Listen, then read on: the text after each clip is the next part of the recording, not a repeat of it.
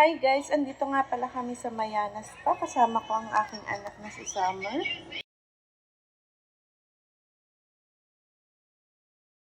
Magpapaputs pa mani pwede nga ako. At medyo matagal na rin ako hindi nagpapaputs pa. Yan si ate girl. Ang ganda ng puts pa nila. May libreng scrub na rin siyang kasama. Oh. Then, banlaw na. Pagkatapos banlawan, may scrub na naman ulit. Magkabilaan. So, pangalawang scrub na to, binabad na yung binti ko. Ayan, binalot pa ng plastic. So, ganun din sa kabila. Pabalot din. Super linis na talaga hanggang binti. Ayan. Feeling ko super lambot ng paa ko after kasi nabalot siya. Nababad ng scrub. So, nilagyan pa siya ng hot face towel. Medyo mainit yan.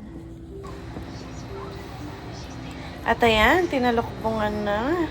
Talagang relax na relax yung paa ko. Yung anak ko nagtataka, oh. Sige, At ayan, tinanggal na ulit yung plastic. Banlaw again. Napakaraming process. Super lambot talaga ng paa mo dito after. At ito, ang pinaka-favorite kong part sa lahat, oh. Massage ng paa. Grabe, ang sarap mag-massage ng mga paa dito. Talagang marirelax. Medyo naantok na nga ako. Ayan, oh, nagtutunugan yung mga daliri ko dyan at paa. Ang ganda dito talaga sa Mayanas pa. Dito ako lagi nagpapamassage kasi ang sarap dito magpamassage.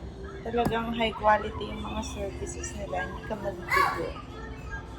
Kung massage at linis ng Coco Puts pa, bet na bet talaga. Dito na kayo. Napaka high quality talaga nila. Sulit na sulit. Sulit na sulit ang ibabayad. Ayan ang anak ko. Likot-likot. Ayan, medyo patapos na rin ako. Siguro inabot ako ng 1 oras mahigit dito. Pero worth it naman. Hindi mo maiisip yung oras kasi naantok ka. Ang sarap nila mag-massage ng paa. Ang lambot talaga ng paa mo after puts pa. Ayan, may patsaa pa, may pati. Ang sarap ng tea nila. Medyo nalalasahan ko yung honey. May konting honey siguro. Tea muna si Inday bago umuwi.